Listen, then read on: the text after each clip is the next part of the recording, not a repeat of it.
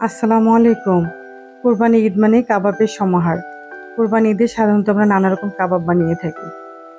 প্রিয় দর্শক, আজকে শেয়ার করব বিফ হাড়া ভরা কাবাব। এখানে আমি 250 গ্রাম সলিড গোস্ত নিয়েছি। শিলপাটায় থেতো করে নেব। আপনারা চাইলে ব্লেন্ডারে ব্লেন্ড করে নিতে পারেন। থেতোটার জন্য ভালো করে করা হয়। পানিটা ঝরিয়ে রাখবো। এখন কাটবো আমি বরবটি, কয়েকটা বরবটি। এটা কুচি কুচি করে কেটে নিতে হবে।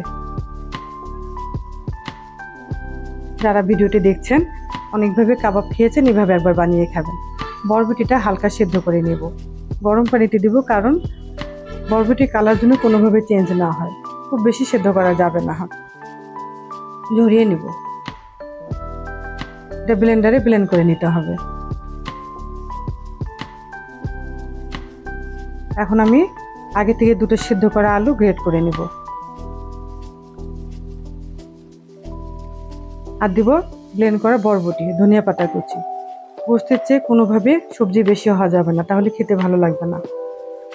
কাঁচামরিচ কুচি, মরিচের গুঁড়া, ধনিয়া গুঁড়া, জিরার গুঁড়া, গরম মশলা গুঁড়া, চাট মশলা, আদা ও রসুন বাটা,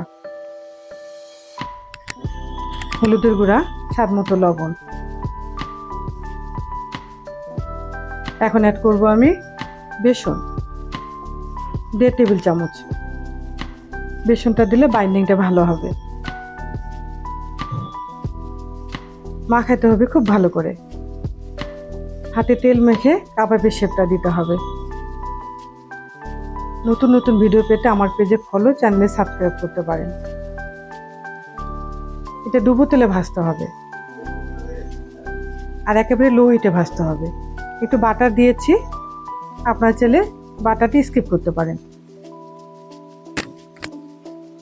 লো হিটে এই জন্যই ভাজবো, কারণ গোস্তটা সেদ্ধ হওয়া লাগবে।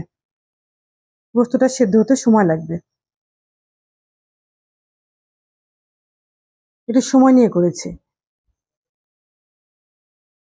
যদি ভিডিওটি ভালো লাগে একটা লাইক দিবেন, আর শেয়ার করতে ভুলবেন না।